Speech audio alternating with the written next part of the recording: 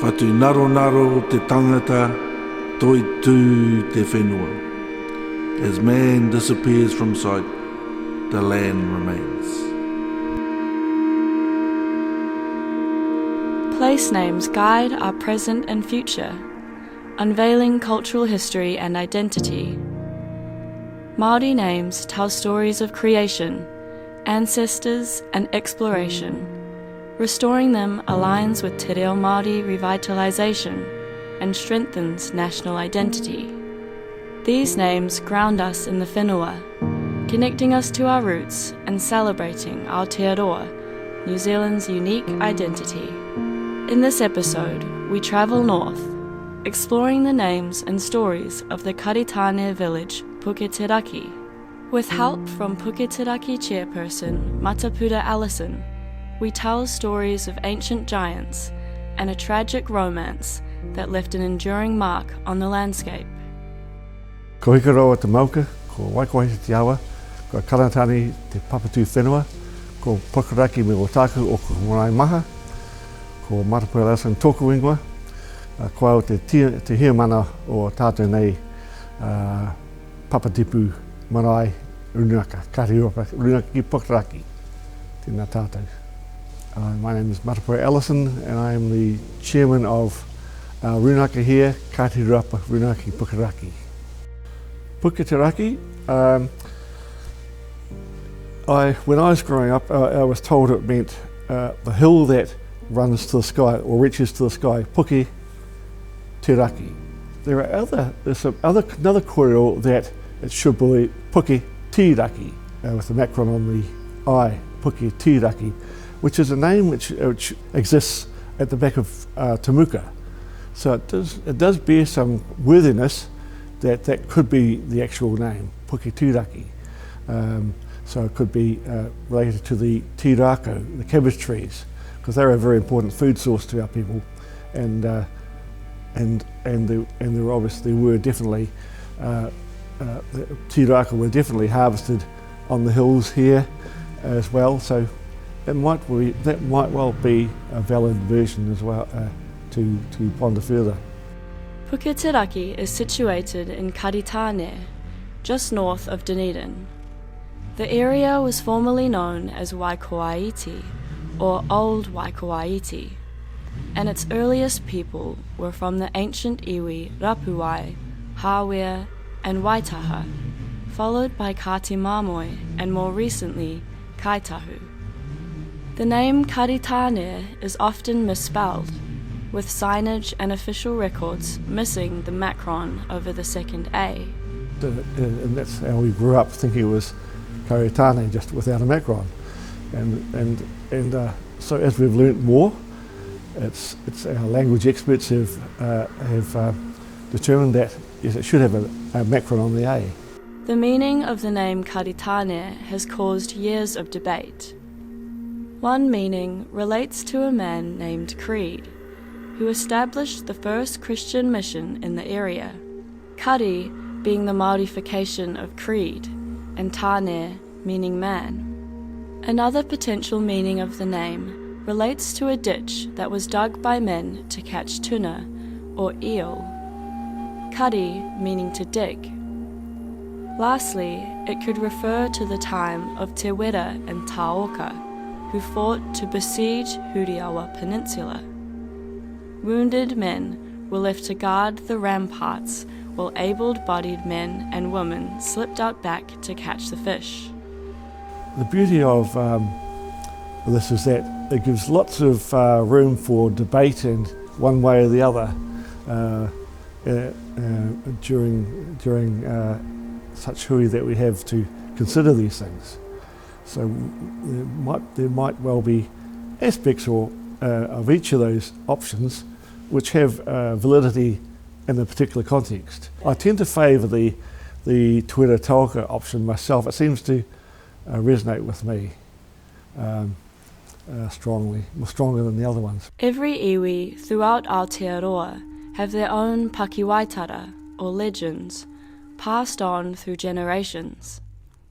These stories were used to describe and explain the landscape, or to teach important morals and beliefs. A well-known pakiwaitara in Puketeraki, a tragic romance story, was used to explain both aspects of Puketeraki's unique landscape and the importance of listening to your parents. A long time ago, there was a young woman who was very beautiful. Over time, another party visiting past, travelling by the kainga here, and they, amongst them was a young man of a similar age to the young kōtiro, tamahine, and so one caught the other's eye, and they, in time, felt that they fell in love with each other. And on asking her father for her hand, he was told unequivocally he wasn't quite of the right ranking for her, and of course, which disappointed them greatly. The pair decided to leave the village and elope. After spending a year away from the village, the wahine fell pregnant, and the pair decided to return with their newborn. Unfortunately, the parents didn't take that such a benign attitude, and they were still very angry with them both. And so they took them to the top of the Te Pāhawea hill, which is above the sea, above a cliff there, Te Pāhawea, and cast them off the cliff. The wahine caused the larger pehu, or blowhole, closest to the beach. The tāne created the second, smaller pehu. The third and smallest pehu was created by the baby. I guess the moral of the story might be to do what your parents tell you to do, or face the consequences of your actions, or that there are always consequences to actions. So it's a rather dramatic and little pakiwaitara, but I do think it was designed to tell a story about and carry that message to younger folk, younger rakatahi. Puke Māeroero is a name associated with the hills around the Puketeraki marae.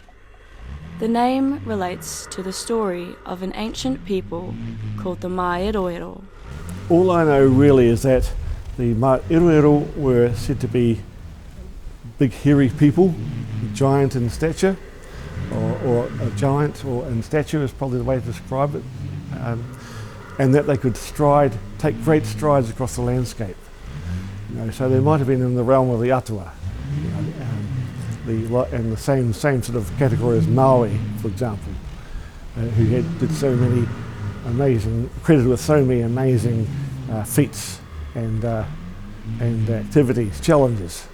But the Māeroero could also have been an early people, somewhere along the way in the journey through Te Waiponamu, or within Tika Maui or Te Waiponamu, who became lost in the midst of time. Their people may have died out, or they may have been displaced by other iwi moving through. But at any rate, that's what's said about them, that they were giants in nature and in stature. They were very hairy. They had fingernails, very long fingernails, which were said could skewer their prey on hunting trips. The name Māeroero is seen in several places around the southern landscape. The hill behind the marae in Puketeraki is known to some as Puke Māeroero, meaning the hill of the giant people. On the McLennan River in the Catlins, there is a ka Puke Māeroero and a wai Māeroero. Near Kingston and Queenstown, there is a Te Awa Māeroero and another ka Puke Māeroero, all in reference to these ancient people. We were blessed by having some storytellers amongst the whānau, but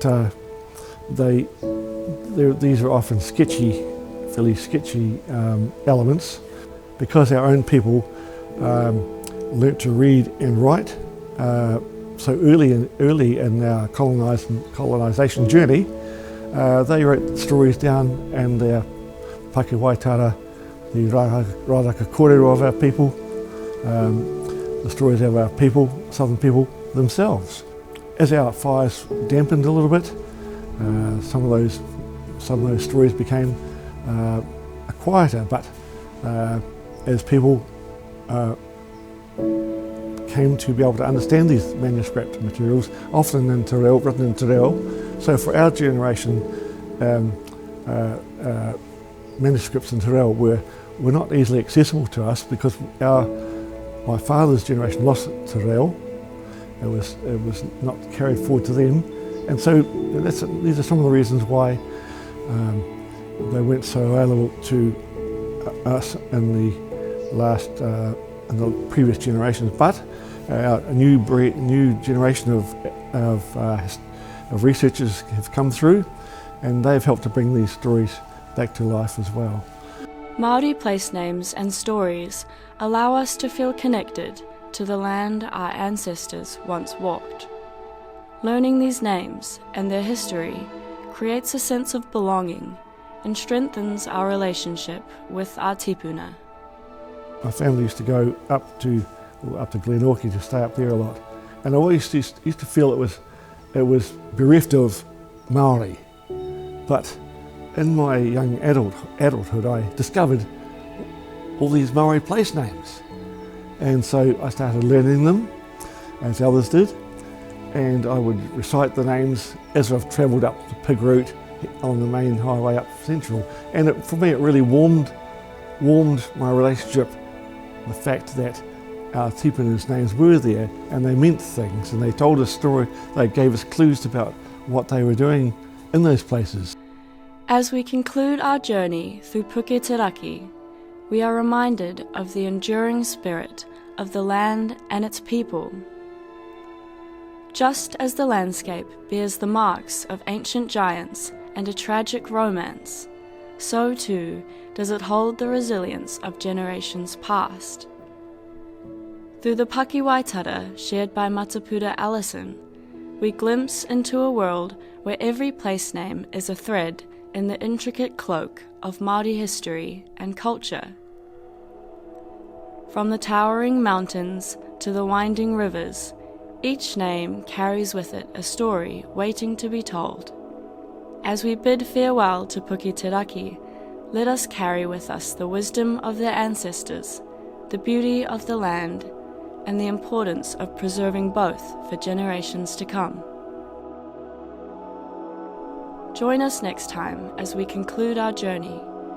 With help from Edward Ellison, Paulette Tamati Elif, Tumai Cassidy, and Matapura Ellison, we reflect on the importance of Māori place names across the generations. Stay tuned, and mā te wā.